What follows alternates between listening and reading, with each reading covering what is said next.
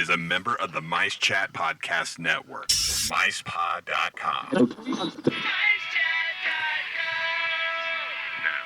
podcast that's nearly the same as all the others. Warning, this show contains childish adult content and is intended for immature, mature audiences. Listener discretion is advised. The views spoken are ours and ours alone, not those of any other bugger. If you're easily offended, we strongly suggest finding another podcast. Everybody neat and pretty, then on with the show. Even after that long, I still expect that to go to some sort of heavy guitar rock. We're so much more mature than we used to be. Barely. I think we've just got a different theme tune. Yeah, that's right. Yeah. That's a first sign. Stop it, Paul! Can we say, although we're the podcast that, if you're easily offended, listen to another podcast. Last week we actually did that. What, offended someone? Yeah, well, yeah, kind of. Yeah, never mind. Thank you, yes. Welcome to the Mouse's Head. I'm Paul. I'm Nick. I'm Paul. I'm Craig. And he's back. Oh. Yeah, you can talk now. And I'm Jim. It's Jim Hill. He's back again. It's not just Jim. Well, Jim. Sir Yeah. Jim. Can we say that now? Yeah, I think we can. Without any references, I think we can. Yes. Okay, cool. We didn't offend too many people last week, did we? People are weak-willed sometimes. Oh, okay. Okay, fair Still, enough. they're lookout. Let's start. Oh, I've sighed again. Right, I'm drinking. Here we go. Gentlemen, let's start as we mean to go on. Welcome to the show. How are we all, and what are we going to drink? I'm fine. Good. I'm having the same. I seem to have the same thing. What I need to do really is actually go out on a beer run. That's what I'm doing at the moment. I need to go out on a beer run. Yeah. Or, of course, people can send in beer if they wish to. I'll happily sample it for them. But nearly 3 years down, and we still haven't managed to find a beer-related sponsor. No, it's terrible. It's terrible. Yeah. Our other sponsor's good, but that's another story. But yeah, so I'm just, if you can hear that, that is tonight Southern Comfort Black Cherry and Cherry Pepsi Max. I'm just overloading on cherry, basically. You are? Yeah. Cherry-related jokes are around, but I won't. Yeah, I'm sure they're there. Yeah, People want yeah. them. But anyway, cheers. Who's up next? Cheers. Okay. Go on then. He's gone quiet again. I'll step in now. Go on, step in. I can now, yes. You're back. What are you drinking? Right, I'm drinking cider. I'll cut out all the other rubbish. I'm just telling you that. Cider. Cheers. I'm on half a bottle of red wine left over from last night. I've already posted to our Facebook page. As have I. Yeah. Yeah, I saw that, yeah. I have recently been party to some more arguments on various Disney and Orlando related Facebook pages, which involved taking kids out of school. So I thought it was only appropriate that I opened a bottle of Teachers. By the way, a special shout out to Craig Duncan, who I know will be listening to this podcast because he always does. But for also joining the Disafterdark Club or getting kicked out of various groups. Facebook groups. Yeah. Welcome aboard. Jim, are you drinking? Actually, yes, I am. But you have to understand, it's been like 8 degrees here.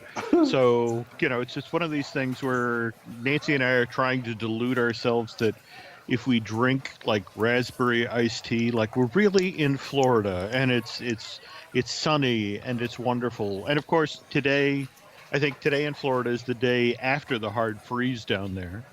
Yeah. We're down into the 30s, and you got to feel bad for the poor slobs who spent the past 5-6 weeks planting up Epcot for Flower and Garden, because it's like, come see our wilted display of heavily frosted plants. So, I've actually that reminds me, I've got to get an email out to those guys. I'm actually doing a story with Eric Darden, the head horticulturist, and they're working on their first ever frozen figures, which, again, the irony is that the place was, below zero. But it's been kind of weird. The poor Slavs have been trying to do Anna and Elsa topiaries, and these are the new Disney women with impossibly tiny wrists and waists and that sort of thing. And Yeah. so One branch has gone through. Yeah. there you go. Hey! So Oh, the other branch. the other. There we go. Excellent. Keep classy right from the start. Okay. We've never been known to do that. No, keep it classy. No, Jim- not going to happen. Jim, you see, the reason for that is because my real surname isn't actually Soap Dish. Everyone gets confused. It's not actually my family name. It's actually Branch. Is it really? Yeah, as in tree or Anna and Elsa Topiary. See, yes. I don't. On the Hill side, we don't actually know if Hill is the real family name, because the story that goes within the Hill family is my great grandfather was one of the founding members of the IRA and used to go off blowing up blockhouses on weekends full of troops. And evidently, he was chased up the gangplank just ahead of the authorities, and no one's quite sure what his name was getting on the boat. But when he came down the gangplank, the last name was Hill. Now, we don't know if he saw a hill. And as I was telling Nancy the other day, we should just be happy he didn't see a garbage scow or something, before coming up with a new name. So, and if you're just tuning in, you are now listening to Terrorism After Dark.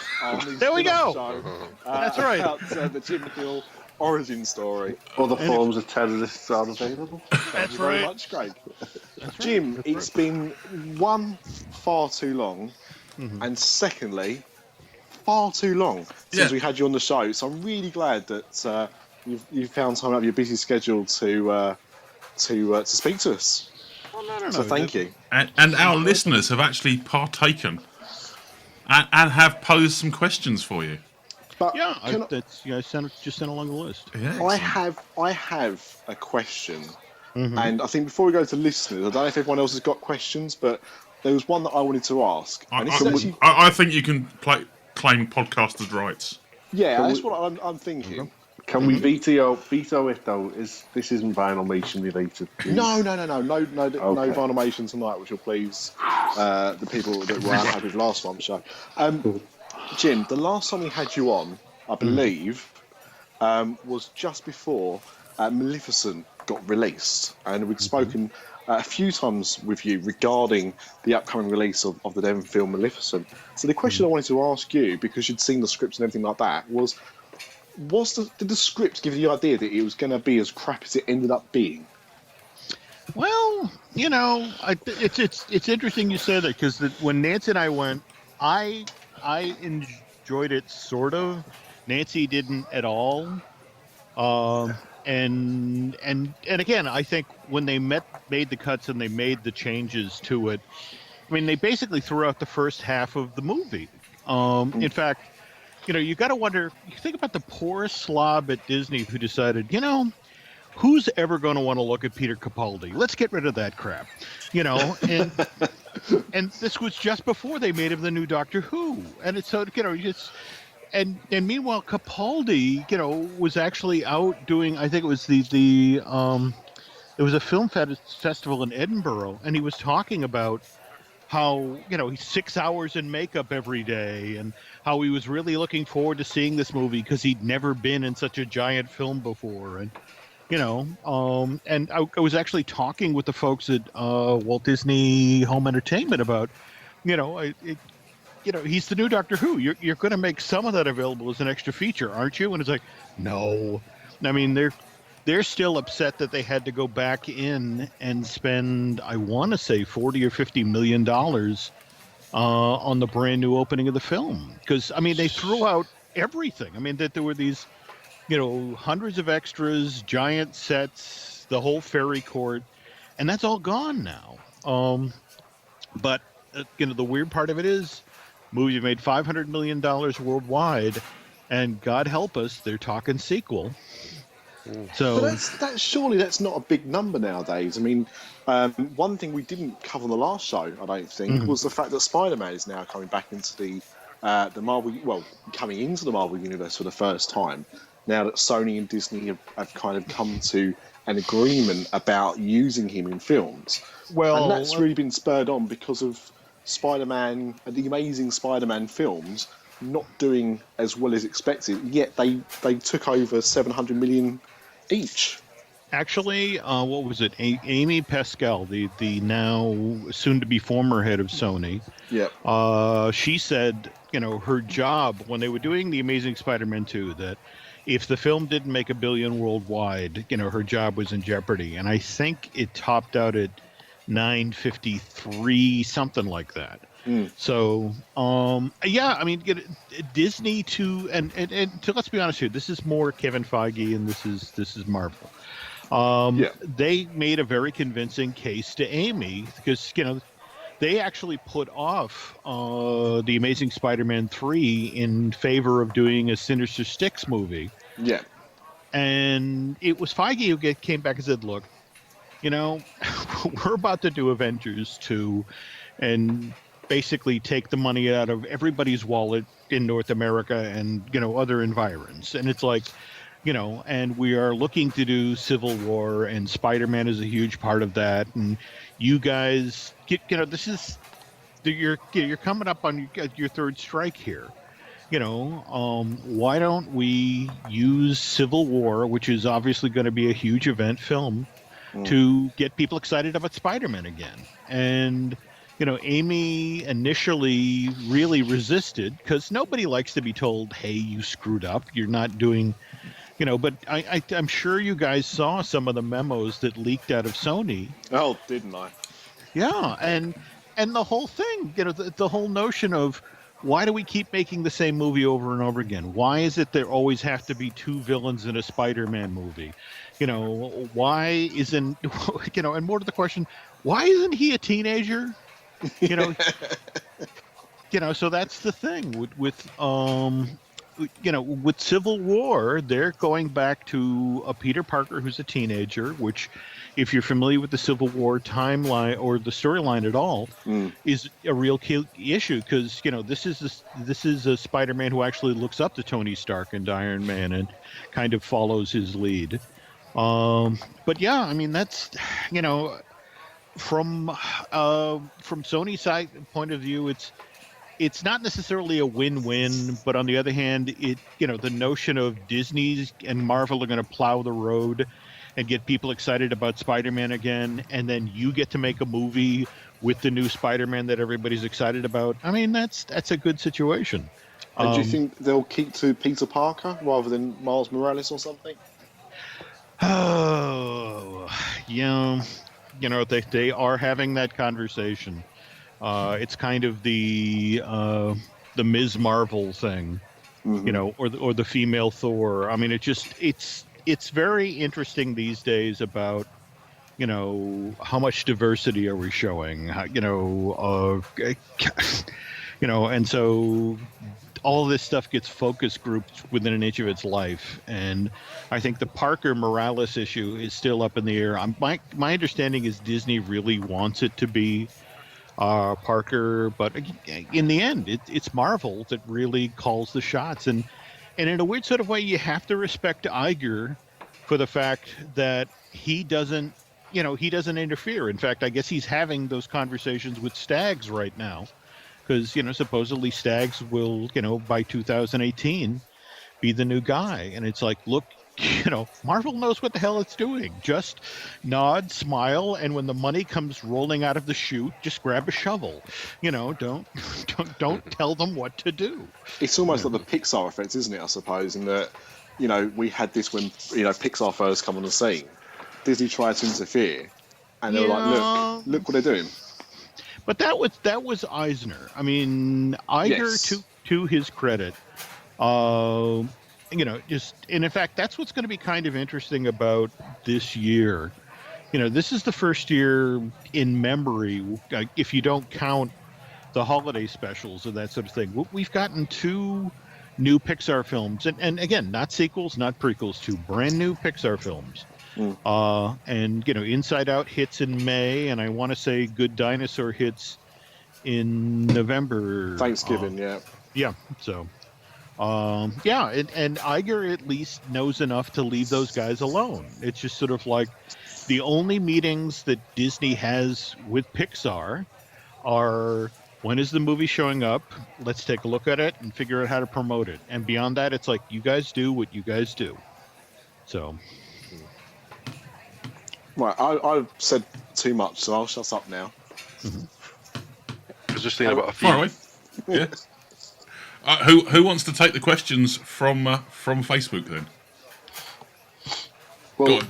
Someone pose a question. Go on then. First, and this is from Lee Malaby off the unofficial Universal Orlando podcast. And Jim, who is going to get Lord of the Rings, The Hobbit? Is it going to be Disney? Is it going to be Universal? Or is it going to be neither?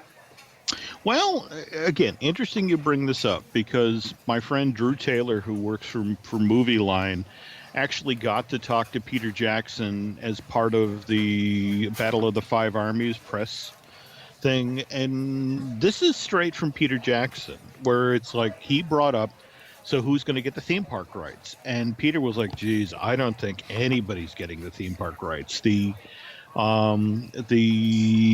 Tolkien family, I don't know how much you guys know about the history of the film rights, that Saul Zant got Tolkien in the 70s. With the animated one.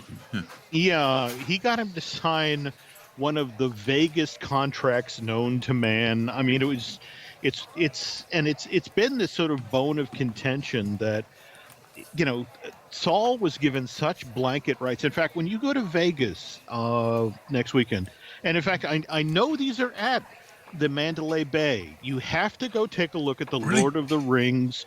What are the one-armed bandits, the slot machines? Which, you know, I remember I'm coming in. I was doing the licensing show at Mandalay Bay. I came down the escalator from the land bridge over from the Luxor, and here side by side are the Lord of the Rings, slot machines next to the Wizard of Oz slot machines, and it's just sort of like, who, who is making a? Oh my God! Well, let me get my quarters, Gandalf, but so the family is genuinely upset about the films, the slot machines, a lot of the stuff. And I think, in a weird sort of way, they've taken a very strange stand that this is as far as we go, and the notion is that, so the theme park rights, which were initially, the story always was that, all of the interested parties were going to wait till Battle of the Five Armies was done, and then they were going to sit down and have this conversation about who got the rights, who was willing to pay top dollar, because what they were looking to do was, compare the box office of the three Hobbit movies and the three Lord of the Rings movies, and so, it's just one of these situations where it's like,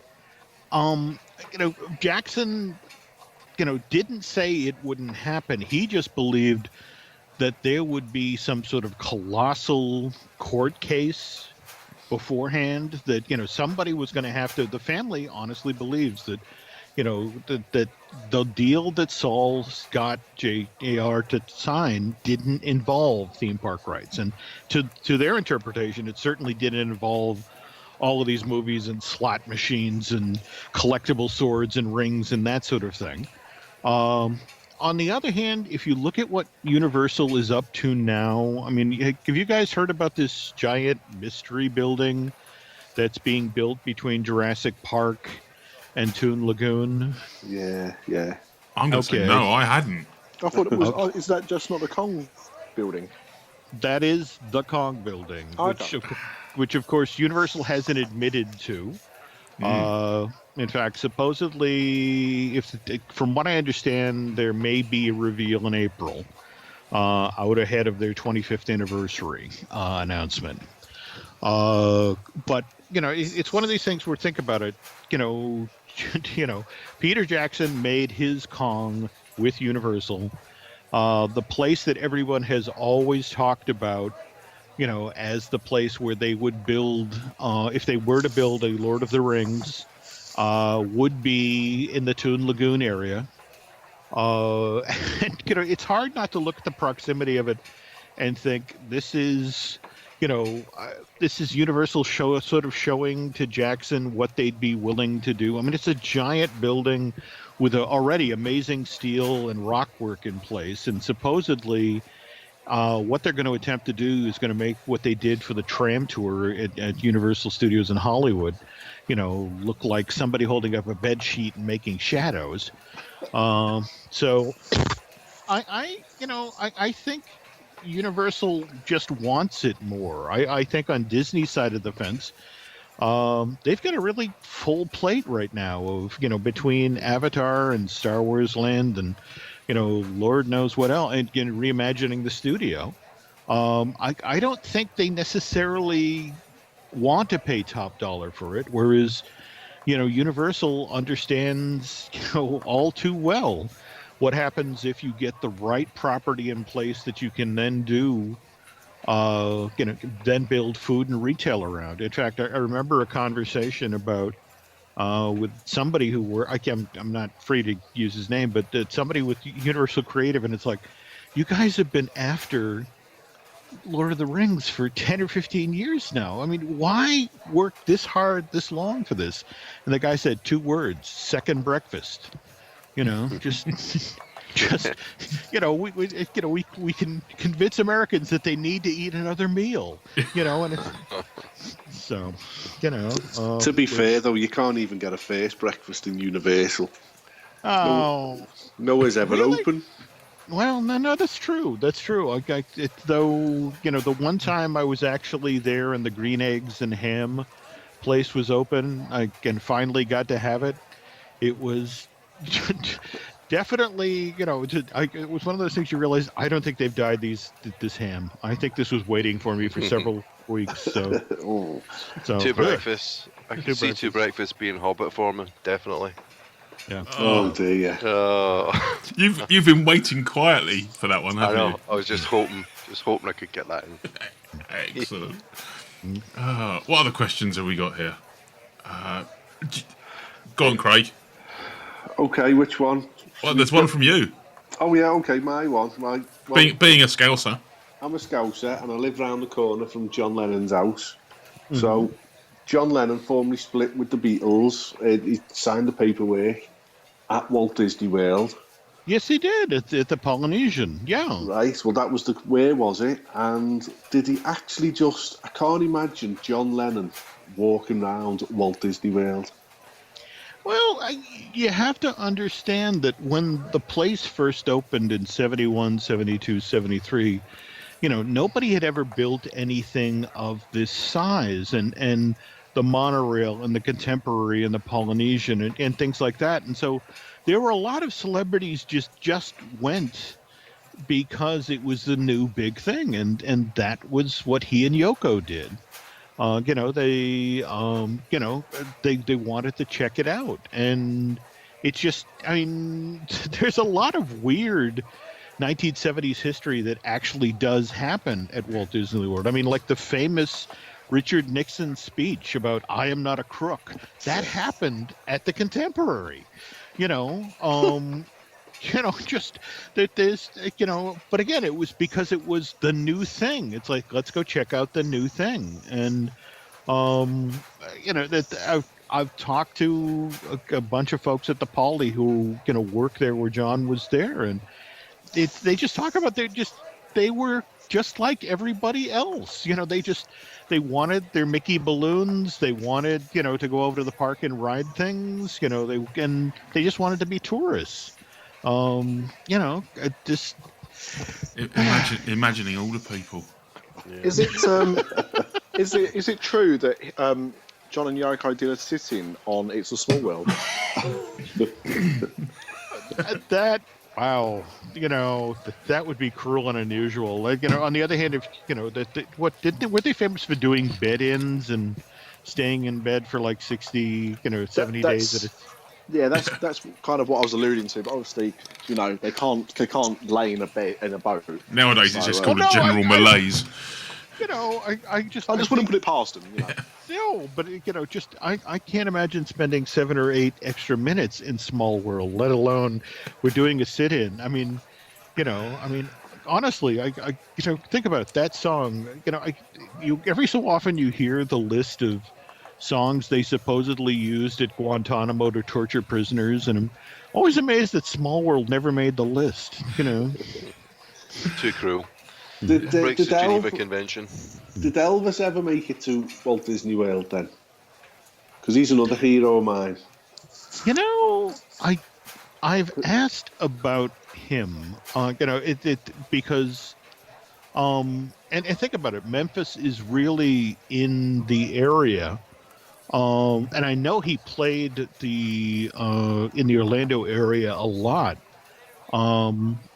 It's one of these interesting things with old time Disney employees sort of allude to the fact that yes, he came to the park, but he'd pull an Elvis. I mean, it's just one of these things where he'd call ahead, and at 2 or 3 o'clock in the morning, he and his entourage were wandering the park, and it was kind of like, open that ride. It's like, yes, sir. But nothing official, never with photographers following. And if you think about how, Lisa Marie and Michael Jackson would go to the parks. I think that, I've always wanted to get somebody to go on the record about it. And it's strange that, people, so many years after the fact are still, still circumspect and still but evidently he sort of commanded that respect. And yeah, we can open archives about decrypting German Enigma machines, and still no one will admit that Michael Jackson once went on the parade float dressed up as someone. But to be fair, I know this is slightly different, but they've never openly admitted. I don't think they've openly admitted properly that both Michael Jackson and Dustin Hoffman did voices in The Simpsons. This is true. Sometimes this kind of stuff happens. Yeah. I thought I'd heard that Elvis had gone to Disneyland at some point. I can't remember where I read that, but I'm sure he'd gone to Disneyland. I think that's actually part of the story. That supposedly there were photographs of Elvis at Disneyland. It didn't go particularly well. Because again, it's a crowd control situation, and supposedly that then created the situation of how Elvis handled Disney World when he was there. But remember, he was only he passed away 77, 78. Yeah. So there were only those 6 years or so that the resort was open. I think during the parade somebody stepped in his shoes. The blue ones. There we go. Yeah. And to be fair, he's more likely to ask for Pecos Bills to be open than a ride, isn't he? Yeah. Elvis. That's a little bit more truthful. Sorry, Greg. Michelle Young. Oh, I like this question. Asked a question. I think we all need to answer this one. Yeah, we do. She said on the latest Mighty Men of Mouse podcast, because she often plugs other podcasts as well as hers. I've noticed that. Yeah. She's got more plugs in there than in B&Q, I tell you. or John Travolta's head. On the latest, it's all right. She's gone to bed. She can't hear. On the latest Mighty Men of Mouse podcast, they discuss where at Disney Park they would sit out a zombie apocalypse. I love their answers, but curious what Jim would do. Any part of a park or resort would be allowed. Consider food and ability to attack upcoming zombies. Michelle from the Disney Dream Girls podcast. Another plug. See, 2 plugs in 1 question. That's There about we right, go. Michelle. Yeah. I think the more interesting question is, why is it that The Walking Dead has never shot the people leaving the park for a crowd scene?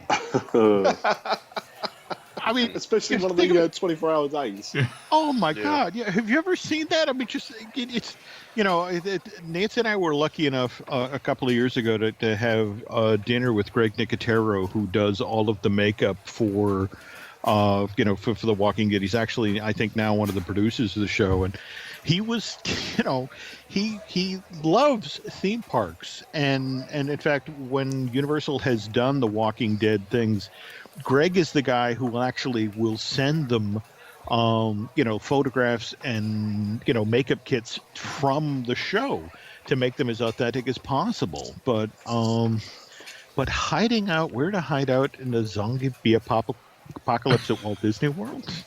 I honestly don't, you know, God, I guess go someplace where people aren't ours. So I would hide up in the Hall of Presidents, because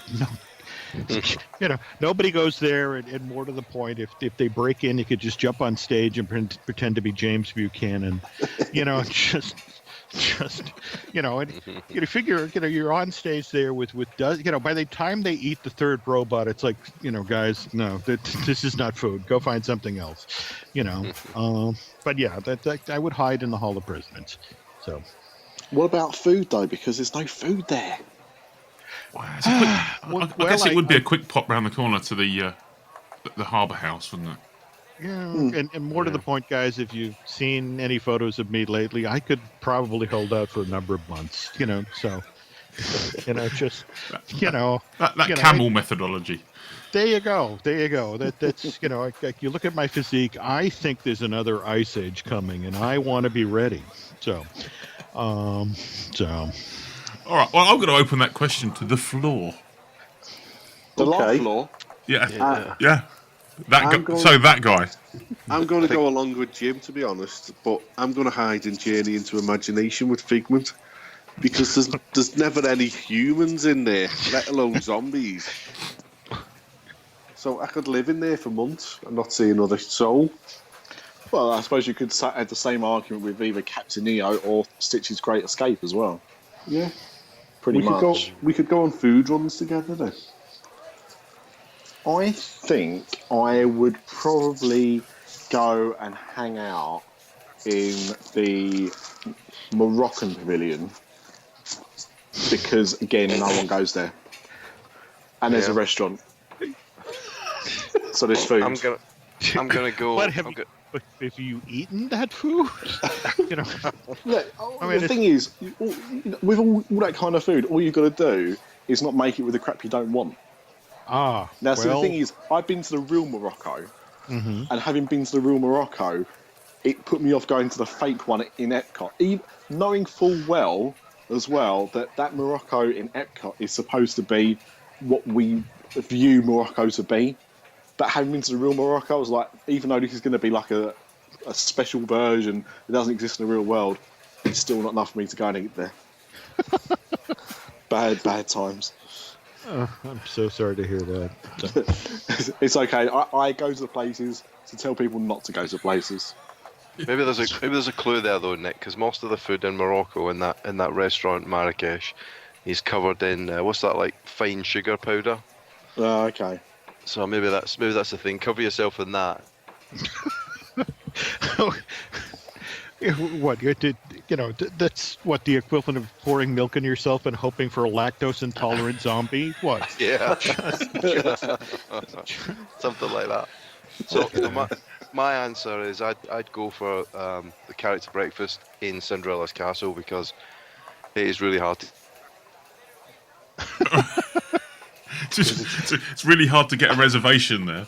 So and also you've got food in there, and you've also got the there's the Tinkerbell costume at the top of the castle and the wire. A quick escape line. You've got an escape route. You see a guy who's thinking there, and the best part is the wire comes down on top of the Tomorrowland Terrace, which. Again, a great idea, except that restaurant is never open, so you couldn't get any food. So, I think I'd look good in a Tinkerbell costume, but that's just my opinion. I've seen you in one, and I can vouch you do. So, I'm going to start off at Epcot in Canada. Start off Canada, and hopefully the zombies will only go anti-clockwise, so I can drink my way round. So when they get me, it won't matter. Smear yourself in the cheddar cheese soup. Oh, how about camp on a little island in the middle of the lake? Just perch yourself on top I've never seen it. Can zombies swim? Or is that only in Pirates of the Caribbean? Yeah, I think you're right. But they can sail. Yeah? Yeah. Or walk underwater. Possibly. Yeah. Anyway, thank you, Michelle. Yeah, I don't know. I think you're asking 4 Brits and the 1 American here about sort of firearms and zombies, and most of us wouldn't have a clue.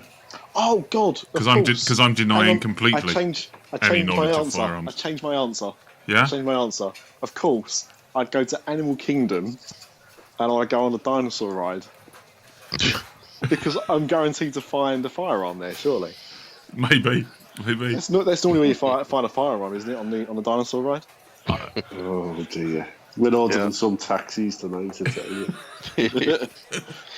Okay, I got one, Gemma. Go on then. Oh, well, are we done with the zombie one? Yeah, I think so. Go on. Ask away.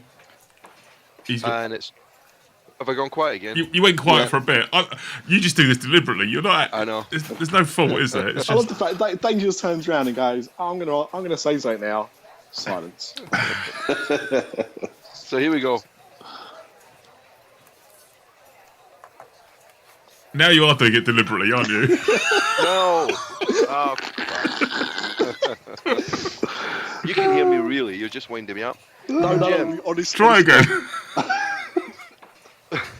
Jem, what is one rumour you heard that never came to fruition that you really wish had come true? Wow.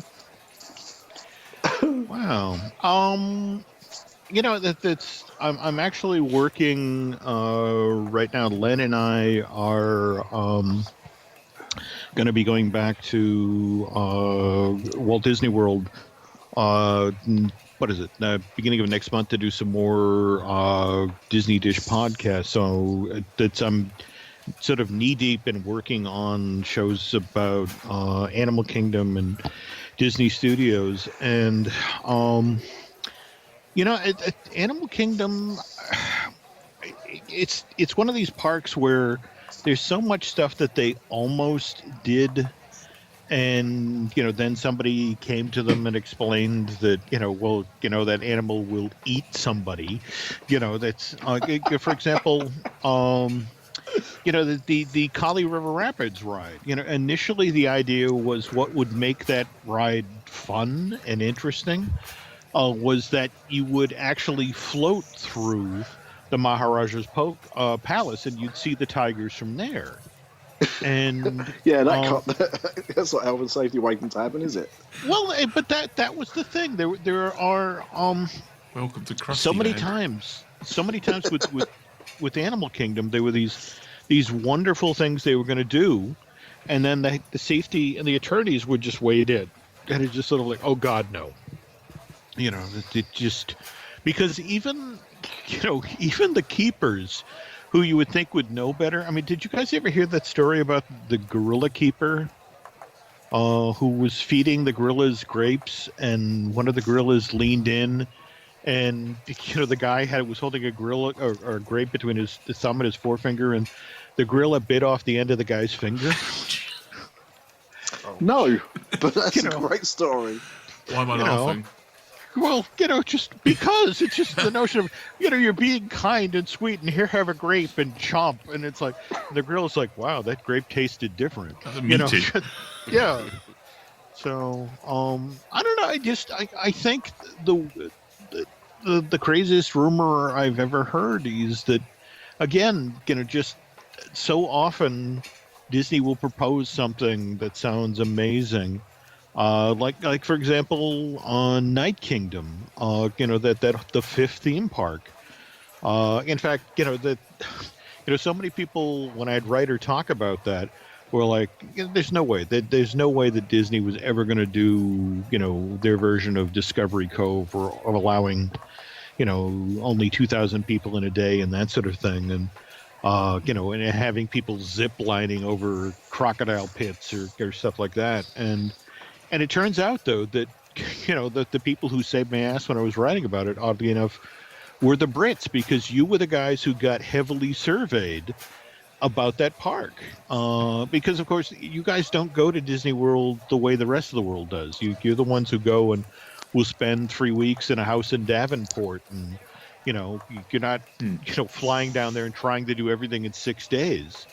You're out there for 3 or 4 weeks at a time on holiday, and you were the market they were after. You were the guys. But sadly, that was one of the things that got proposed and they were getting serious about in 2008. We had the financial correction, and since then they've broken that into tiny pieces. I mean, hell, half of what you pay to do, $175, $200 a day to do as part of Wild Africa Trek at Animal Kingdom is actually part of what Night Kingdom was supposed to be. They just grabbed the most easily marketable parts and threw that into that park. Yeah. Wow. Good answer. Good question. Yeah. Thanks, Anne. And another one from Mr. Malibu, who doesn't plug his podcast as much as he should. Lee does great work. Lee from the unofficial Universal Orlando podcast. I prefer Tracy, to be honest. Lee's all right. She's cuter, but I've got more in common with Lee's haircut. No, I disagree. I think Lee's cuter, but I just prefer her work. Anyway, carry on. The question is, nice. Yeah, it's loaded up. The question is, what gets built first, Star Wars Land or Potter Phase 3? So, quick question, 1 or 2 answers, and I'm going to put money on it. I'll hold you responsible. I'm going to say Star Wars Land. Yeah, don't get me wrong. Potter Phase 3, at least for let's remember that the Wizarding World of Harry Potter for Hollywood, is well underway. In fact, that's I just got contacted from those folks about their new nighttime tram tour and how Springfield will be opening there on the upper lot in 2015. But right behind that is their version of Potter, and it's spectacular looking. But as for Potter 3 for Florida, it's kind of interesting. We were in the park, Nancy and I, for I forget which of the press events we were there, and they were chasing us out. And there's an elephant door. Do you guys know what an elephant door is? It's a giant doorway that you can use. You can throw open on a sound stage or in a theme park attraction and quickly bring tractors or trucks or a big door. Big door. I've seen them in Disneyland Paris. I've not seen them in America. But yeah. Okay. There is an elephant door in Diagon Alley, kind of right next to where they do the Celestina Warbeck, the Tales of Beetle Bard. And they open that door, and it's a straight shot from there to the old Wild Wild West stunt show. And the belief has been, in fact, the interesting thing is that when you get talking with the Universal creative types, and it's like, well, if because again, you talk with them about, it's after they did Hogsmeade, well, what would you like to do? And they're like, oh, we'd love to do Diagon Alley. And so now they've done Diagon Alley. And so it's like, okay, you did this. What would you like to do next? And they're like, oh, we'd love to do something with the Ministry of Magic. And, so, a number of people, among them folks like Dale Mason, the creative there, has said, look, if we had our druthers, if we had our choice, we'd go that route in Florida. We'd do a Ministry of Magic attraction, and given the proximity of that expansion pad, that might be where they drop it. But I was actually talking with some other folks at Universal who were talking about the fact that right behind where they built Diagon Alley, as they were doing this, they built a brand new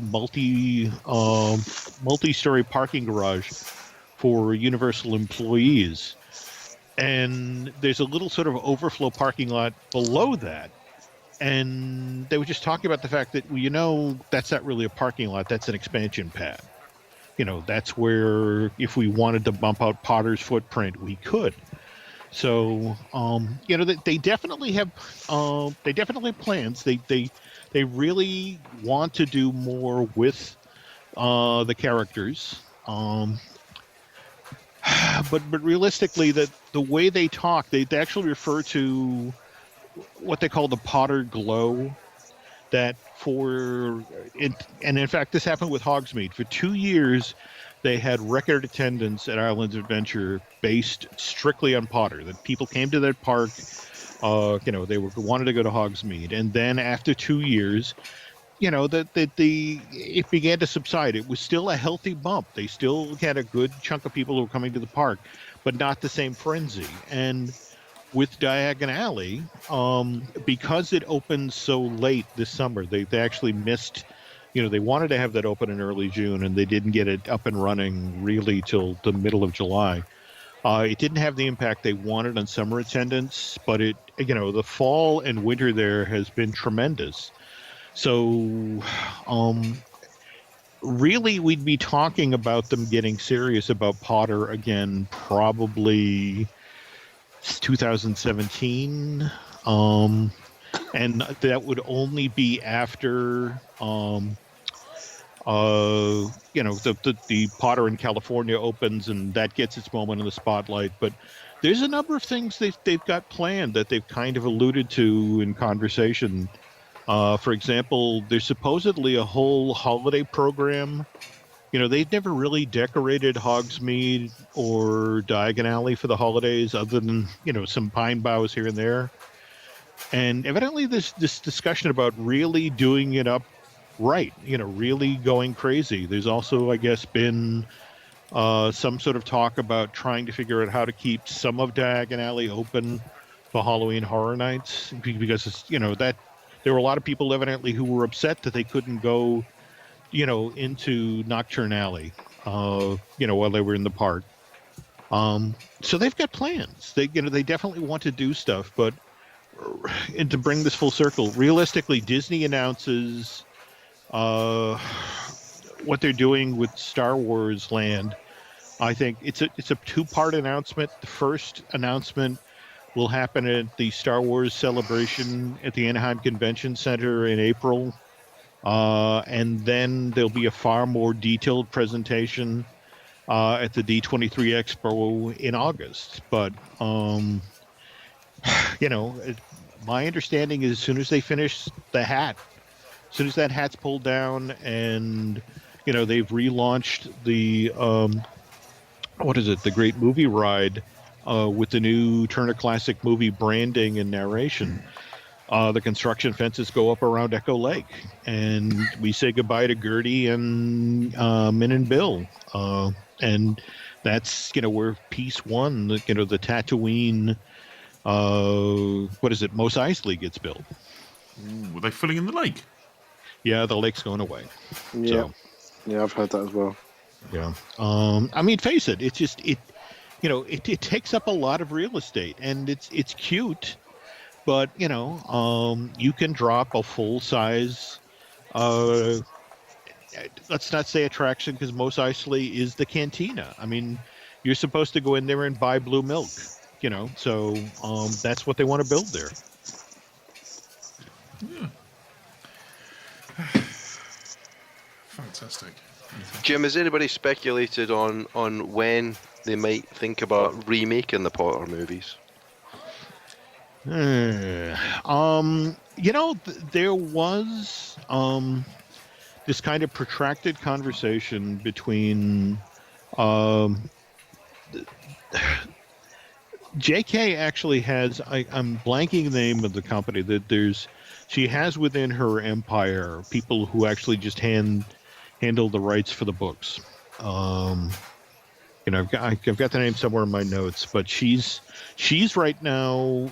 Initially, the plan was that they were going to wait 5 to 7 years, and then there was kind of this agreement with HBO here in the States that they would do Harry Potter the series, only it would be animated, and each of the 10 to 15, I mean, much of the style of Game of Thrones, the idea was that each season would be one book, and the notion is that all of the stories, all of the characters, I mean, characters like Peeves, that never actually made it into the movies, would be in these series. And there had been kind of this handshake deal that was going to happen. And then, then suddenly somebody cut a deal for these 3 Care of Magical Creatures movies. And, that's now on the front burner. In fact, JK's actually doing the first screenplays herself. And that's pushed back the whole Potter the series idea for a number of years. Though, to be fair, I think that idea will work whenever anybody does it. And in fact, I think everyone's honestly been so surprised that the films still are as popular as they are. I mean, hell, here in the States, ABC Family, the Disney-owned cable channel, I don't think there's a month that goes by where they don't at least show one of them or do a programming event where they do over the course of a weekend all 8 of the movies. Yeah. And that shows no sign of waning. So, I mean, I think in the case of Potter, the films are so beloved, and Daniel Radcliffe is so associated, Rupert Grint and Emma Watson and all of those folks with those characters, that I think people are probably thinking now that this isn't a Spider-Man situation. You're not going to be able to get away with rebooting in 5 years and starting over. That they may have to wait a generation before circling back on this whole Harry Potter the series idea. Yeah. Okay. You wonder if they were to do that, how much of the obviously when they do a reboot, things like Hogwarts is going to get redesigned. You're not going to use the same design. Everything else, so you've got an entire land in a theme park that looks nothing like what the current TV series is heading towards. But at the same time, I don't know if that's the case. I mean, think about it. We're just 3 weeks out now, less than, from that new Cinderella movie that Disney is doing, that Kenneth Branagh directed, and everybody's just talking about how spectacular it looks, and I'm blanking the name of the woman who's playing Kate Blanchett is evidently extraordinary as the Lady Tremaine, the evil stepmother. And, to Disney's credit, they are, they're bringing, the coach into the parks. They're selling the dolls, but they believe that those 2 properties, the animated Cinderella from 1950 and, this new version, 65 years later, can sit side by side, and, one doesn't negate the other. In fact, I mean, think about it. You've got Disney now. I think they've wrapped production of their new live-action Jungle Book, where Bill Murray's the voice of Baloo, and what's her name? The woman who plays Black Widow in Avengers. She's voicing Ka. Scarlett Johansson. And right behind that is this brand new, reboot of Beauty and the Beast with Emma Watson playing Belle. Disney just believes that you don't have to tear out, the Jungle Book, or change the way the Jungle Book is done at the park, lose Phil Harris's voice or that sort of thing, just because Bill Murray does it. That, this will be the live action version for this generation, and God help us in 60 years, the holographic version of the Jungle Book or Cinderella or Beauty and the Beast will be done. So after the absolutely, in my personal opinion, god-awful Snow White and the Huntsman, with Kirsten, is it Kirsten or Kristen Stewart? I have no idea. Kristen Stewart. Yeah. Is there a Snow White Disney on the Horizon live action? No, but not that I've heard. I mean, so. Oh, wow. They will, let's be honest. They will do them. If Maleficent made quite a bit of money, and it's not really a proper remake. Cinderella is obviously Beauty and the Beast is. if those princess films make top dollar, they'll do the whole lot, surely. Surely Frozen's screaming out now for a reboot. The weird thing is that there was at one time, I swear to God, guys, back when Disney was doing Tron and Black Hole and was trying to get, just was looking at Star Wars, because again, that was the film that was making the money, and people were really excited about sci-fi, and so they proposed this was going to be the follow-up. If Black Hole had been a huge success, the follow-up film was Snowstar. And I swear to God, the gimmick of this was, you set Snow White in space, and you have but when Snow White goes to get away from the evil queen, she gets in a spaceship and she ends up on an asteroid where there are 7 droids mining. And it's the little, it's 7 little R2-D2s who are taking care of, sort of a Carrie Fisher-like Snow White. And again, it's one of these things where it's like, I've heard the description. I know the script is at the studio. I keep, trying to get another day in the archive where it's like, could somebody go into the file and find Snowstar? Because I'd really like to read this to see if it because if it would work. And more to the point, again, Disney is always going back to the files these days, and who knows, particularly now that Disney owns Star Wars, it's like, wouldn't that be, a bizarre way for Disney to make, because remember, they're making the new trilogy, but they're also making standalone films. Wouldn't it be bizarre if they could finally do a Star Wars Disney Princess Venn diagram movie where it's Snow White and the 7 droids? Fabulous would that be? I think what's quite funny there as well is the fact that, after they made Tron Legacy, the next 2 films that Joseph Kosinski was supposed to be involved in for Disney was Tron 3 and The Black Hole. Yeah, and did you guys see the rumors that broke last week about that, there's a Tron game being prepped? Yeah, I mean, obviously, I'm still obsessed with Tron, so I follow up on that kind of stuff. But yeah, no one seems to know if it's a new game, like officially a new game, or if it's to do with the Disney Infinity. They're adding Tron characters to Disney Infinity at the moment. Korra and Flynn are supposedly Korra and it Flynn? Sam Flynn. Yeah, Sam Flynn. Because they're going to be the first digital characters. I'm not happy about this, because I am in one way because the figures are expensive, but at the same time, the 2 that I've wanted more than any of the others are going to be downloads, at least for the time being. But yeah, I'm interested to see what that's leading to, because I mean, the thing is, it could be, could they finally be announcing Tron 3? Well, okay, let's cut to the chase here. Okay, there is a Tron coaster as part of Shanghai Disneyland.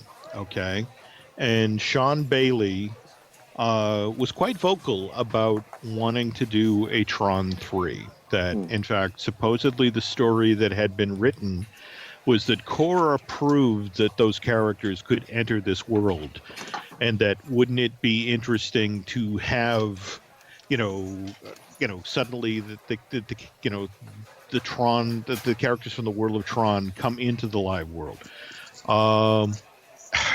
Sean still wants to make that movie. The problem is that, let's face it, Legacy didn't make as much money as people had hoped. And in fact, if by Hollywood bookkeeping standards, it didn't recover its costs. The toys didn't sell as well as Disney had hoped. There's a lot of people, even for example, at Disney XD, who believe that the Tron Uprising television series, one of the reasons that it wasn't as popular as everyone had hoped it would be, is that the belief was that Tron Legacy had kind of poisoned the well. I don't know. I know that Sean keeps trying to get, find the slot, trying to get the film in there, but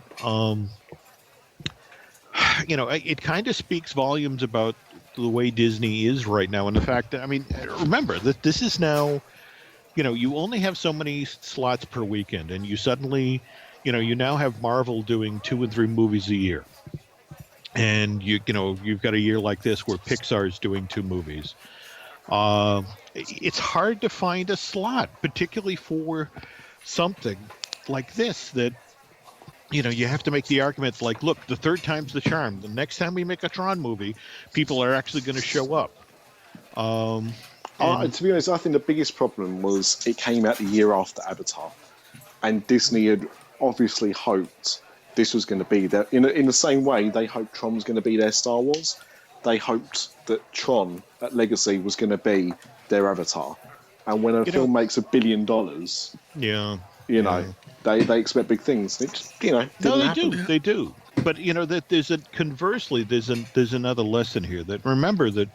In fact, I was in the hall at Comic-Con when Hall H, when they showed that Tron trailer, and you had 6,000 people under one roof lose their minds.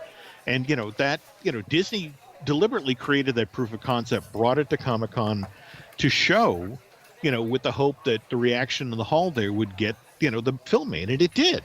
But, the argument now is, that's the thing about Comic-Con, is you get 140,000 of these people who were like, oh my God, I must have this. And it's just sort of like, but they're not really representative of your average film goer, and just because you have 6,000 people lose their minds in a Hall H doesn't necessarily translate into box office success. I mean, how often have we seen films showcased at Comic-Con that, oh my God, this is the next big thing, and here comes opening weekend and they're crickets. Don't get me wrong, I would love to see a good Tron movie make it. I've always sort of made the comparison that it's kind of like the original Star Trek the motion picture versus Wrath of Khan, that you had to make the bad one to get a good one, to sort of to learn like, okay, that's not how you make a Star Trek movie. And I kind of hoping with Tron Legacy that's the lesson or that's what Sean is trying to do, that look, we spent all the money and we did the big one, let's do a smart one. And from what I understand, that really is what the script of Tron 3 is. It's the smart one. It's the one that would really be embraced by a general audience. But when you're talking about spending $150 to $200 million, you got to be sure you're going to make your money back. And when you get things like Maleficent that have expensive reshoots, you get people at the and Sean's at the highest level possible at the studio. He's the president, and he still can't get it greenlit. I mean, that tells you that speaks volumes to me about that this whole situation, or what Hollywood's like right now. Exactly. Well, fantastic. On that note, it was, as ever, brilliant to have you here. I don't think there's a single person here who doesn't actually love listening to your stories, so that's fantastic. Thank you for coming. Oh, it's always great fun, guys. Always glad to do it, and it's thank you for keeping me indoors so I don't have to go out and shovel. So well, let's do this again soon. Yes. Well, I think next time we'll just book him in for a 3-hour show. I mean, it's the only way. Yeah, we've still got questions we haven't asked. I've still got questions I haven't asked. I'm sure you guys have as well. Yeah. I apologize, guys. I know no short stories, so that's we wouldn't have it any other way. But no. we're constrained by the barman here. There we go. Yeah. Brilliant. Last call, gentlemen. Yeah, we'll indeed. Walk in next time. Indeed. Right. Well, where can people find you, Jim? These days outside shoveling. Seriously, we had a snowstorm last night, and we'll have another one next night. What is it? Jim Hill Media, my website. I do some stories at Huffington Post.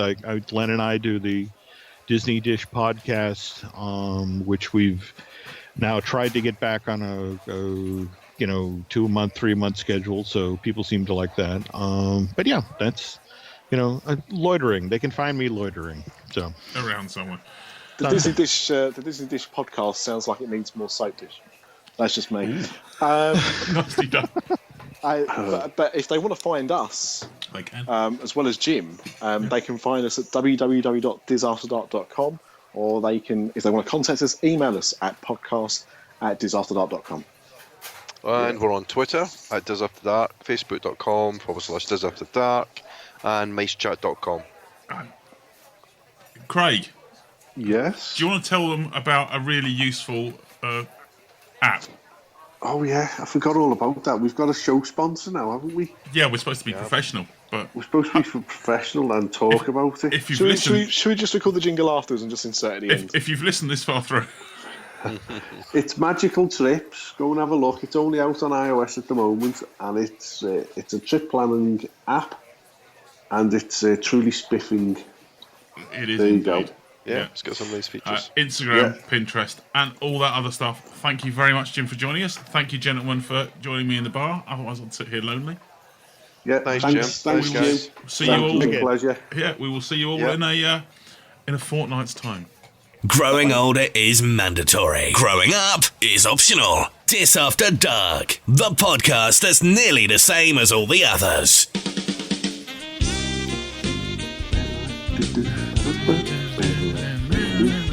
Can't beat a bit of light jazz, 1980s sitcom music. I think all I want for Christmas is a Jim Hill book. I want a Jim Hill doll. No, that's scary. Jim, I'd be scared. I am. Because he's still on Skype.